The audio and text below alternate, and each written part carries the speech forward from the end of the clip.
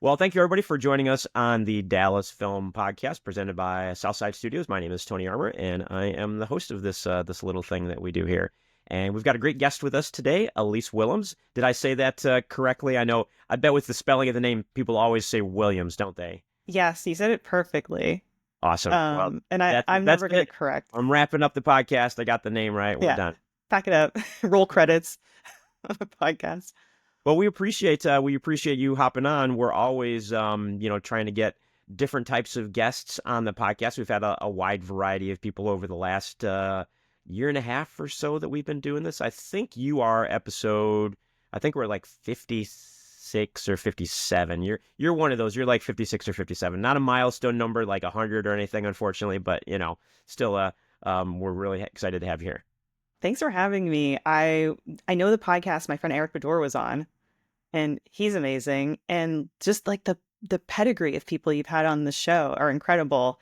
Like I feel like I'm an outsider here, No, never, you never, know? not at all. Well, and we appreciate that. I think it was funny, when we really started this thing, we kind of launched with Roger Deakins because we had multi Oscar winning, Oscar nominated Roger and James Deakins in town in Dallas for a series of events. And we're like, well, while we got you here, let's do this podcast. And so we recorded multiple things with them and turned them into our podcast episodes. And so, small secret, all we do is we call people up and say, we've had Roger Deakins on the podcast. Would you like to be on it as well? And inevitably, people are like, "Oh, if you've had the Deakins, well, then I guess this must be something." Everybody wants to come on and try to show up Roger Deakins, you know? Yeah, Um, impossible to do, yeah, but not possible. Yeah. yeah, but it's good. Do you? I know you do a lot in the video game space, and you're crossing over a little bit with obviously what you've done, acting wise and writing with your sketch show, which the one with the Necronomicon really cracked me up as someone who grew up an Evil Dead Army of Darkness fan. Yeah, that was the whole point of that sketch, a group of Southern women who have a book club unintentionally or unbeknownst to them read the Necronomicon, not realizing that it's going to possess them as they read it. And so it's kind of like the aftermath of that. And that was incredibly fun because we had some actual, ladies from the South in that who could kind of like speak to sort of that archetype and parody. And yeah, I love blending horror and comedy. In my opinion, they're two sides of the same coin, and it's just so fun to mix those genres. Um, and yeah, it was part of the sketch show that we made Arizona Circle, where there was actually like a surprising amount of horror in it. We did a Conjuring parody, we did an Alien parody, um, and yeah, it's all about building tension and paying that off in the right timing and right way. Yeah, that's awesome. Well, I guess we've literally just jumped in and started chatting. I should ask you to introduce yourself to the audience and kind of give us the little mini bio rundown of who are you?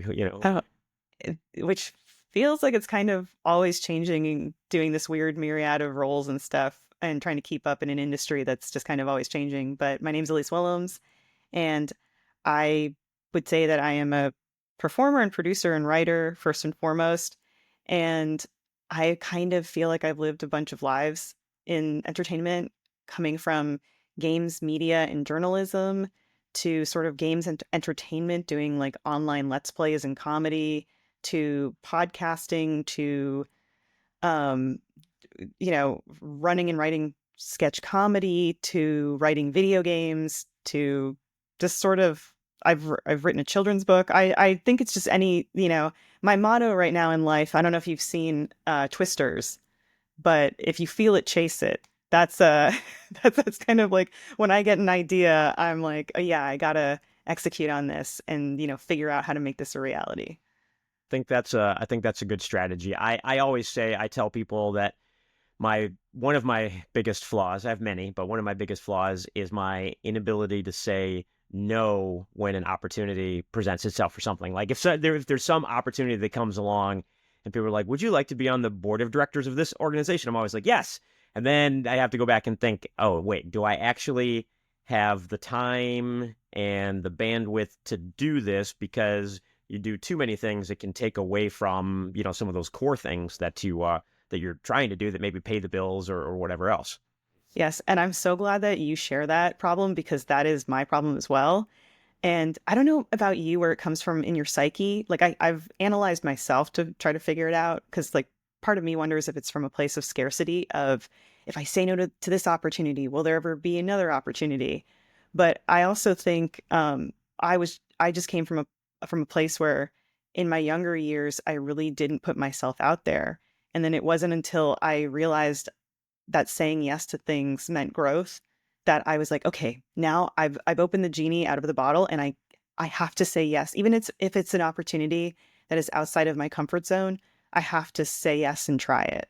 I don't Yeah. know for you where that comes No, from. I I'd love mean, to it know. was, I was a shy, nerdy kid that grew up in Toledo, Ohio. And so the opportunity for anything entertainment industry related didn't exist there, And it wasn't until I think it was when, even not related to it's sort of to this business, but when I was around 18 or something like that, and I would just say yes, or I would, go do something that was outside the norm and good things started happening from it, then it became this kind of self-fulfilling prophecy where that if you say yes and you just take advantage of an opportunity, good things will happen.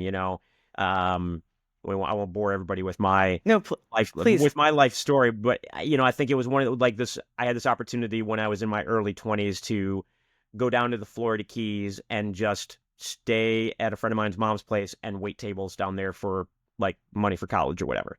And I did that, and it was one of the most amazing experiences of my life. And so it was just because I said yes and took a chance. And once that gets burned into your brain, then you always want to, take those chances and say yes. Did you often visit Ernest Hemingway's house for inspiration? Like, there's one of the greats. I did not, I was in Marathon, so about Okay. an hour north of Key West. But it got to be one of those things because, of course, your early 20s kind of thing, made some friends there. I would wait tables, be done by like 10 o'clock, and we would drive to Key West like almost every night. Like it's like, all right, well, we can be there by 11. You're in Key West by 11. You're there till 3. You come back by 4. You don't have to work until 5 the next day. There's enough time to get up, get a workout in, get to the restaurant, do your thing. And it was just this 3 months of sheer insanity that when you're, 23 years old, that's what you do. But it was spectacular. Yeah, I can't do two activities in a day now. Like, let alone live like that. Um, Yeah, I'm lucky if I'm like, oh, 9 o'clock. That's time to start winding things down. What am I gonna watch for about 45 more minutes? And I'm out. I'm done. I'm going to bed here. yeah. Yeah, I it's a phase you get to. it's weird because like I feel like I missed out on that kind of like phase of you're with your friends and you're making stuff, and I feel like I'm also playing catch up on that. Now, Um, how do you feel that? Because obviously you're making stuff, right? Like you're doing a lot of things. So why do you feel like you missed out with your friends on the making stuff kind of opportunity? I just feel like I didn't really get into the entertainment industry even, at an entry level point until my late 20s, Hmm. which feels young now, but at the time I felt like, oh man, I feel so old. I feel so behind compared to my counterparts, and what other people are doing. And I definitely don't think that there is a specific path that people need to forward to take forward, or everybody has their own way of doing things. But I felt like I was playing a lot of catch up, and the way that my friends would describe being in college, being in film school, and oh, we were in the TV studio and we were working on this stuff, or we were in the radio lab, and like I have a degree in political science. I didn't have that experience in school. And it really wasn't until I kind of sort of let my conceptions about what I needed to do and what I needed my career to be fall away and kind of pursue my passions and pursue what I was really interested in that I kind of got into the meat and potatoes of, oh, I really, really like making things. I like production. I like telling stories. This is what I want to be doing in a variety of different ways and kind of feeling that out. And so I do feel a little bit of that kind of lost era and Yeah, that a lot of people share. Yeah, no, I mean, I 100% know what you're saying. I didn't really get started doing this stuff until my early 30s. When I was like 27-ish, I started dabbling in acting, the old wannabe actor kind of thing, and doing whatever projects in Florida were coming around that you were being an extra on, or whatever random stuff. But then I didn't really, until early 30s, started taking seriously, like, oh, if I'm going to do this film thing, I need to do it now. And I, again, not to bore everyone with my story, but I was a district manager for a retail company, and that company ends up, getting bought by a bigger company, which files Chapter 11, goes out of business. You get a severance package. You're 30 years old, and you're like, all right, got a little bit of Yep. money, got a little bit of time. Am I going to make a career change? All right, let's go. Yeah, was very similar in that I came out of university and I was, kind of still working retail jobs for a time and not really knowing the path forward. And I felt really grateful that I had a friend who kind of took a chance on me and said, "Hey, I know someone who's a producer. They're looking my kind of first entry point into this industry over at Game Trailers, which was a website where kind of uh the name is sort of it. They would originally started as a place to post and host game trailers for video games, but then sort of expanded into we're doing game reviews, we're doing game editorial previews, sort of just anything related to games journalism. And then they got more into video production and creating original content. And they also had a sort of like complimentary TV show that aired on Spike TV. And a friend of mine said, I have a friend who's a producer who's looking for a production assistant for this TV show. I think you'd be great for it. And I was, of course, like self-conscious, not having that production background. And they said, this is stuff that it can be learned, like whether you're learning it in school formally or you're learning it on the job, like there are ways to learn this. And I've like that is to me still the catalytic point of well, in what I'm so grateful for of like what got me, I always think of A League of Their Own, where I Yeah, don't know if you, yeah, or like it's of Kit course. and Dottie, I didn't get you into the league, I got you on the train. And I felt like this friend of mine, Karen, she got me on that train, and Jeremy, my boss that hired me, and that was sort of like the, that catalyst. And one of my kind of concerns with the industry now is that we're losing all those entry level positions, those sort of avenues in for people to get those chances. Yeah, it's really interesting. My philosophy that I kind of learned in retail and then have carried on later on is that I would rather hire somebody with a great attitude and no experience than a ton of experience but a bad attitude. Because you can teach someone the job, you can't teach someone how to have a good attitude or a good work ethic. Yeah, And so exactly. those kind of things. And I think that's probably what they recognized in you, right? Like, oh, this person with this great attitude and good personality, um, she's smart. She can learn how to be a PA. That's not too Yeah. complicated. And having a passion for the subject matter too, for gaming. And also at that time, when I started doing that in 2012, the industry was different, especially for women. It's changed a lot, where it's of course become more inclusive, and it's just become the norm that women are prolific in gaming. And it's, but back then it was sort of like a unicorn in ways to be a woman in some of these environments. And sometimes you're one of one or you're one of two, and that's a struggle to try to deal with that, because you're dealing not just with, the job that you're trying to do and master, but you're also dealing with, a culture, or uh just kind of feeling that being solitary in that way. Yeah. And did you start doing this in LA or in Canada? This was in Los Angeles. This was in LA. So Yeah. where did you go to school at? University of Toronto. So you did go, yeah, so University of Yeah. Toronto. And so then when did you make that move to LA? Because you said you were in retail. Did you just like you're working in retail in Toronto, then you're working in retail in LA? Like how does that whole like Oh, transition happen? I moved in 2012 to Los Angeles. And so I was thankful that like I had kind of a network of friends and that were, helping me. But I was fully prepared to be like, maybe I will be working, in retail in Los Angeles. And it is this kind of things where like in production, like you have to be prepared to like take those jobs, or maybe not necessarily the job that you want to be taking. Hmm. Um, And yeah, it was like a very different time where like a lot of those different channels like Spike TV and G4 TV G4, yeah. existed, Yeah, I remember Attack of the Show. Yeah. When that all went away, I was like, oh, I like that Yep. show. Why'd you have to go away? Yeah. And then it came back and now it's gone again. Yeah, yeah. Yeah. Hard, Um, hard to keep track of it. And so, what was the inspiration for the Los Angeles move? Was it just one of those things where it's like, all right, I got to get out of Toronto. I'm done here.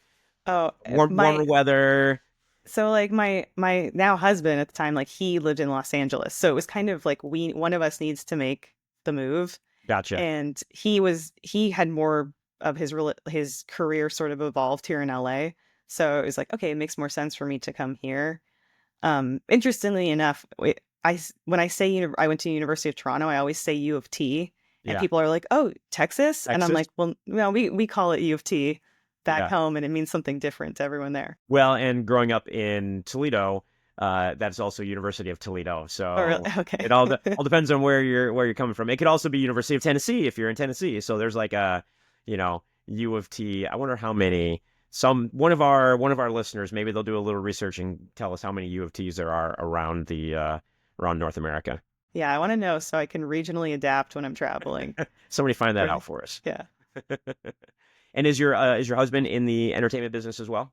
he is too, and we both worked at Rooster Teeth for 9 years. Okay, wow. And the channel that I was at for 9 years, which was owned and operated by Rooster Teeth, which is a Texas staple, Hmm. they, uh, my husband was one of the founders of it, the co-founders, and I was still at Game Trailers at the time, and there were seven of them that had founded that channel. And when they were looking to expand, they thought, how about Elyse? She's doing comedy over at Game Trailers, comedy and gaming, so it seems like it would be a good fit. And kind of approached my husband like it was my boss Bruce's idea, and then he approached my husband and was like, "Hey, what do you think about Elyse coming here?" And my husband said, oh, "I guess it's up to her. Ask we'll ask her and see what she thinks." And um so yeah, I moved to Funhaus in the end of 2015, and uh initially kind of like our bread and butter was doing comedy gameplays, sort of like mystery science theater, Yeah, where you're riffing on video games, and maybe some podcasting tossed in there. And then we evolved to do a ton of different things like game shows and animated series and sketch comedy and more podcasting and just sort of anything that we thought would resonate with our audience. And Rooster Teeth was such a great place in bed for experimentation. I'm yeah, sure Eric talked about this a lot. we did talk about it quite a bit. Yeah. Yeah, And it's unfortunate because I feel like there are less and less places that exist like that now. yeah, yeah. I mean, it's so interesting the whole kind of podcasting world and YouTube and the fragmentation. It was already fragmented, and now any idiot with a microphone like me can have a podcast and throw it up there, and hopefully people listen to it. So it's interesting, but there's yes, you can do it, but then finding the audience, that's the other thing that's tough to do. It's finding your audience in a sea of what I think now is oversaturation. But yeah, And not in the way that I don't think that people should be creating and making new shows, making new concepts and art, but it just gets harder and harder to follow. And I think back a lot to 8 years ago, 7 years ago, where especially for us who were in like the gaming content landscape, you knew everyone. Like you right. knew who everyone was. If you didn't know them personally, you were at least aware of them. But now it's just really, really hard to keep track. I mean, it's just overflowing with and with good stuff, but it's just very, very different. Yeah, and I think as YouTube constantly tweaks its algorithms for different things. I think from what I've read and seen recently, it used to be obviously they wanted to drive to all of their big creators, but they've made modifications recently where it's like, hey, even if you've got 100 subscribers or whatever, they're going to send people to those channels as well. Which is great, I think, for creators. Like, it's amazing that they're like finally recognizing that other people have value besides someone who has a million or more subscribers. So it really does open up the opportunity. But like I said, at the same time, it's like, oh, now I can find anybody, and it's like, what, I don't even know where to start. Yeah, it's weird. It's like a blessing and a curse because YouTube sort of regressed to being this really closed ecosystem where you could only get discovered if you were already on top, and it felt like you had to win a lottery. And I have a friend who did an experiment maybe a year or a year and a half ago where he's a popular content creator. I hate the word content. I know it's like it's become our default, but I Yeah, just I don't want know. It's so true. It's so it, true. it sucks because it's like it's a good blanket term just to describe making, but I hate it. It feels soulless. I Yeah. hate that I say it and have to use it, but he is a content creator and he's popular. He's a lot of followers, a lot of viewership. And he said, I'm going to do an experiment where I make a new YouTube channel and I implement all the best practices I know, make great quality content. I'm not going to tell anybody about it though. And I'm going to see how it does. If I can work the YouTube algorithm and get past it. Interesting. He did, and he posted consistently. He followed the rules. He did what he could. He did that for about, I want to say, like 6 weeks. Okay. Nothing.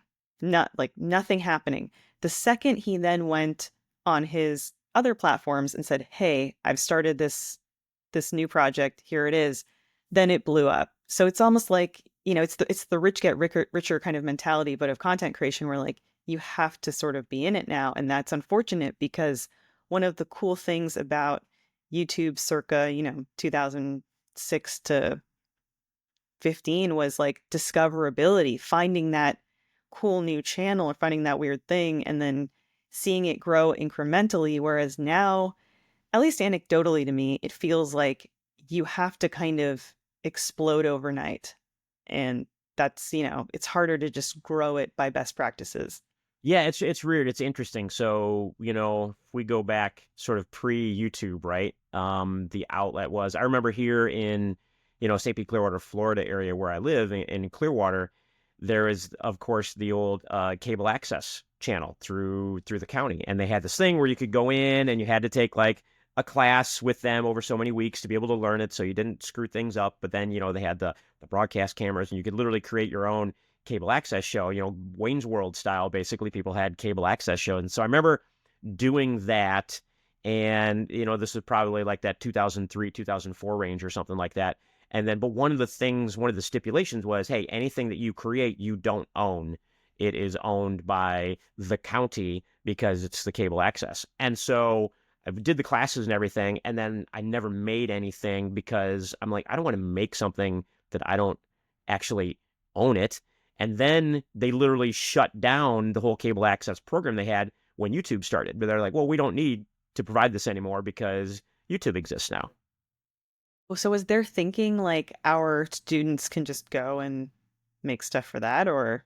Yeah, well, it was literally because, it's a whole, the cable access had to exist by law for sort of FCC reasons. I don't remember all the specific details in the rules, but that's why it's existed since, the advent of cable in the 1980s or whatever, when people would have these weird cable access channels through the 80s and 90s and everything else. And so, but then I just remember they were like, hey, we're going to shut this whole thing down. And they notified everybody that had kind of gone through the program that had access to come in and use the equipment and everything for free and said, YouTube exists now, so we don't need to provide this service anymore. Which was a public service. So I'm not sure how they really got around Yeah. it, but at the same time, it made sense because it's like, I didn't want to make anything for the cable access because you didn't own it anyways. And this was pre-monetization for YouTube because they had just started. It was literally at the time, it was like cat videos and whatever random, stuff people wanted to throw up there. So I haven't dug into it. But if I were to look back at my YouTube channel, which I started in probably 2007, like just the weird, stupid stuff that's on there from the last, however many years, there's zero theme to the channel, right? I've never really done anything with it. It's got, 1,100 subscribers or something. And it just got weird stuff that I would pop up there occasionally over the course of the last however many years. And I don't even know why, but it's a strange little thing. But I know all the best practices. I never had the time and the energy to implement them to try and like create that kind of a career or whatever. I was Oh, always doing yeah. something else. Yeah. That, like what you're describing, that is an era that I have such nostalgia and just I miss it so much that like the era of discoverability of just random weird content, Yeah. websites, instead of going to aggregates or social media, having like defined websites to go and visit for content, like it's just there's something about like that kind of ownership that you get in the relationship that you get to finding, whether it's videos or writing or what have you, like that, like it doesn't exist anymore in my opinion. Yeah, well, I was going to ask you, do you know of anything? Can you think of anything that is still kind of a Wild West, right? Social media, TikTok and Instagram and all that, they've really, again, dialed into the algorithm, the all mysterious algorithm, as well, just like everything else.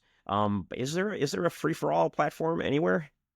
Not that I know of. If I come across a random website, like weird website that's being supported still, I bookmark it because Yeah. I'm like, yes, like there's this website, Messy Nessie Chic, for example, who is very into just kind of like Parisian culture and atmosphere. And so they post a lot of interesting stuff. And I'm like, yes, I want to support you because this is just not a thing that really exists anymore or is popularized.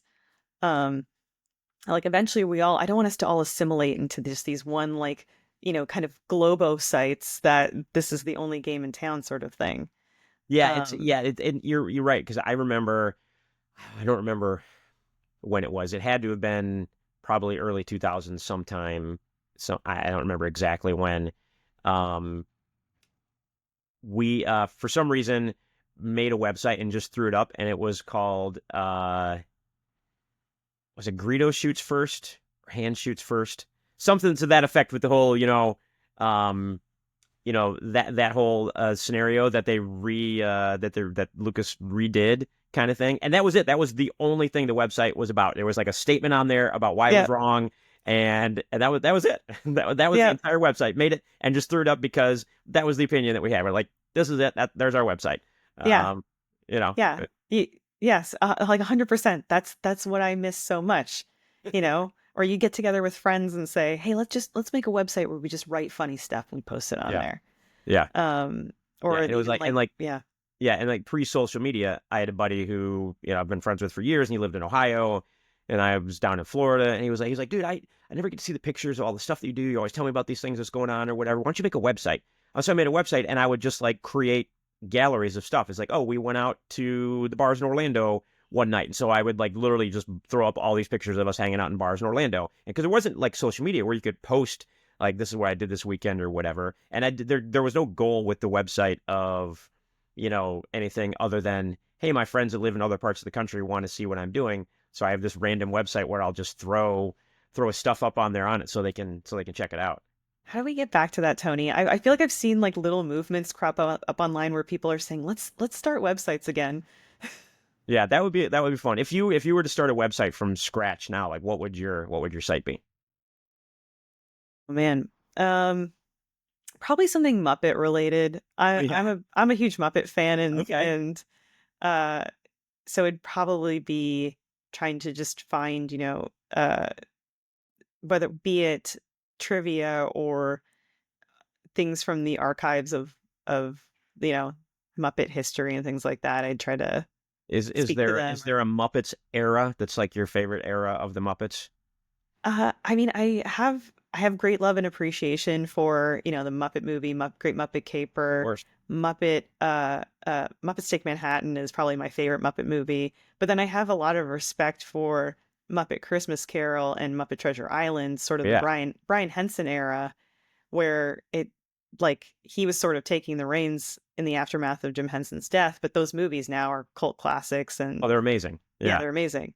Are you And, a Muppet fan at all? I mean, yes, I love all those films, and I also have you been to the Muppet part of like Hollywood Studios at Disney in Orlando? But yes, yeah, to Muppet Yeah, Vision. yeah, yeah. Did you know they're closing that down? Yeah, it's really sad. They Is are closing it, and I'm sad. I hope they find a way to preserve it. I think it would have a great home at California Adventure Yeah. if they just kind of did a little refurbish and moved it over there. But I do think Muppets taking over the Aerosmith Rock and Roller Coaster, I can really get behind because I loved the new Mayhem show, and I think Yeah. Dr. Teeth and the Electric Mayhem helming something like that is like the perfect union. It's great. Yeah. Yeah. No, it is sad that that's going away. They're doing a lot of things like that over at Disney. The great movie ride that they had there Yeah. that they got rid of a few years ago.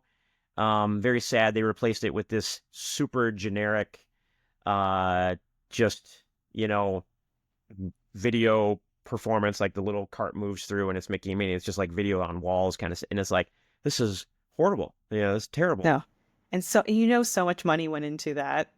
Yeah. Um Yeah. and yeah, yeah. I there have been some updates to the Haunted Mansion here in Los Angeles. Yeah. And I haven't seen it yet, but I've seen some discourse and some people are unhappy. Yeah, but No, the Haunted Mansion is probably my favorite Disney ride.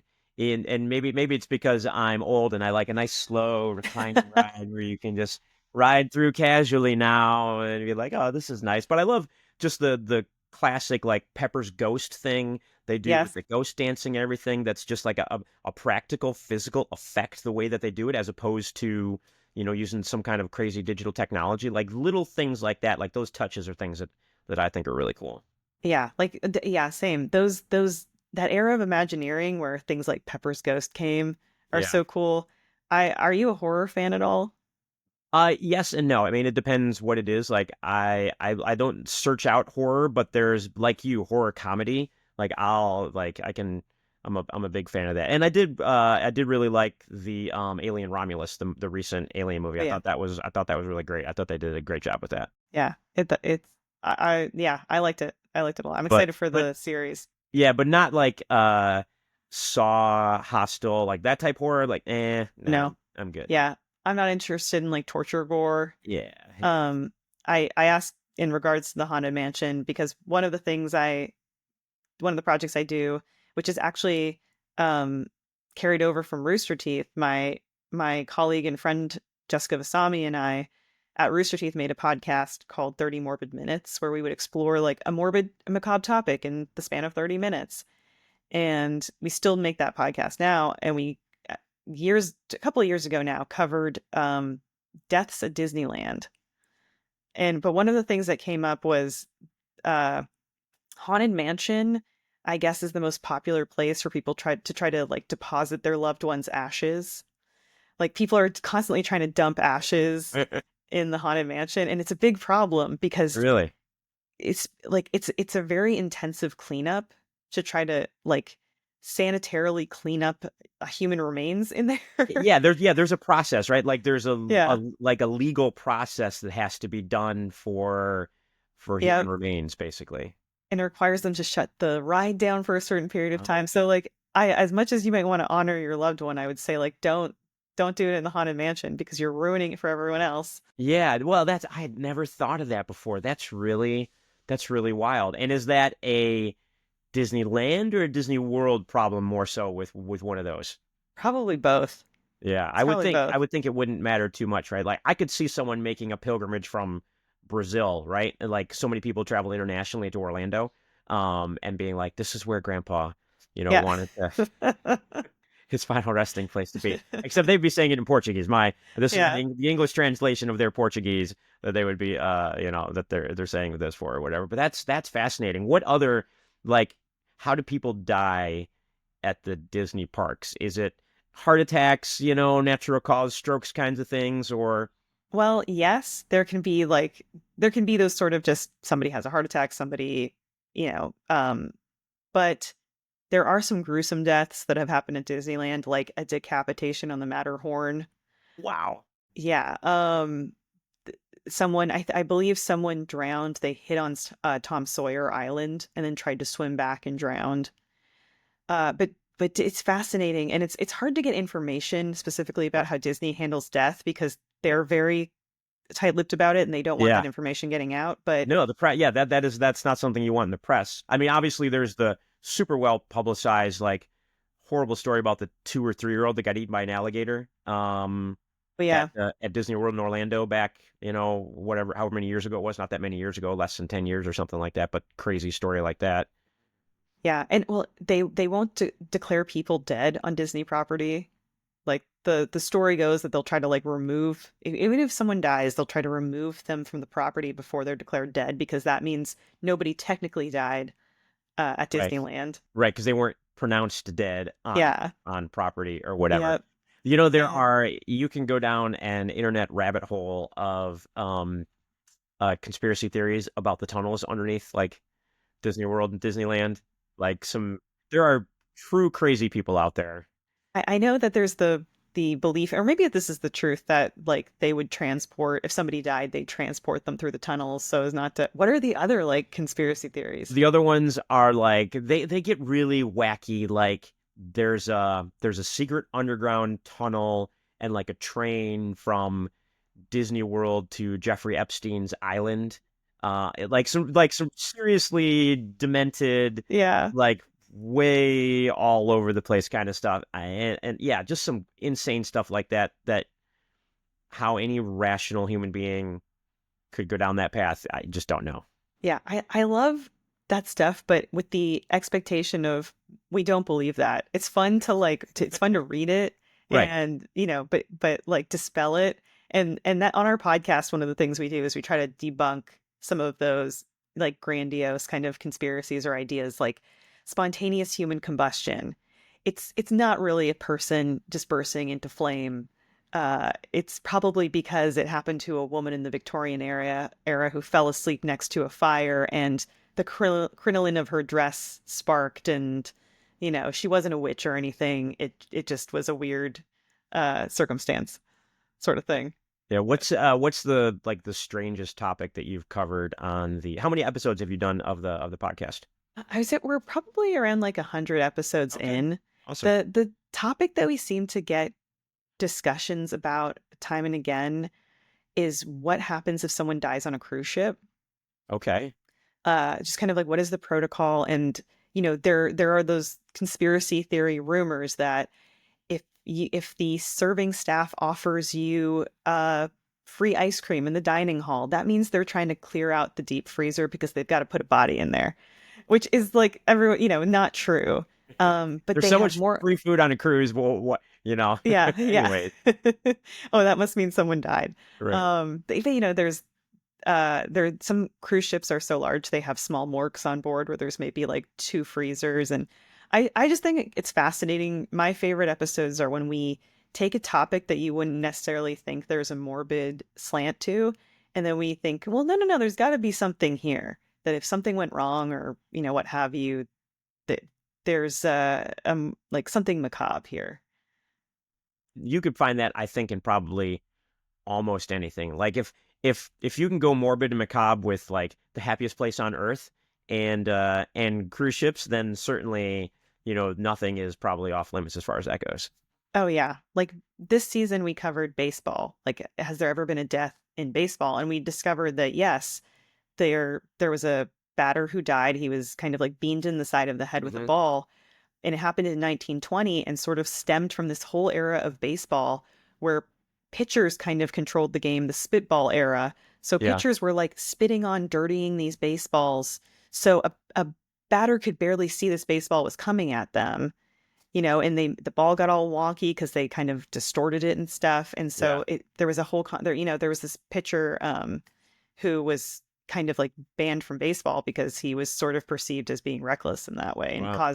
caused this death of Ray Chapman, this batter. And like that's the stuff that I'm fascinated with. Yeah. Yeah. Well, and that's so that was probably like pre-helmet era too, right? That was probably like what Yep. inspired. But maybe we should have helmets. Maybe there's Yes. something we can do to help prevent this. Yeah. And like interestingly enough, there I think it was something like 15 years still passed before Wow. batters really were wearing helmets. And one of my favorite things that came out of that episode, because I really like the Major League movies. Yeah. And if you're watching the first Major League, um, it it was made and came out, I think in like 1984. Before, so basically there was a rule in baseball where if you were in the league prior to a certain date, you were sort of grandfathered in where you weren't required to wear a particular type of helmet. Really interesting. Because there was the helmet, and then there was the helmet that had kind of like the extra Yeah, like the extra piece piece. that kind of covers the jaw or whatever it is a little bit there. Yeah. Yeah. So if you're watching Major League, you can see some of the older players on the team are wearing one style of helmet, and the younger guys are wearing the newer style because the older guys were grandfathered in and didn't need to do that. Well, that's an interesting detail that not many people would know, probably. No, and I'm like, I would never, how would I ever come across that other than if I Yeah. needed to see who died playing baseball, you know?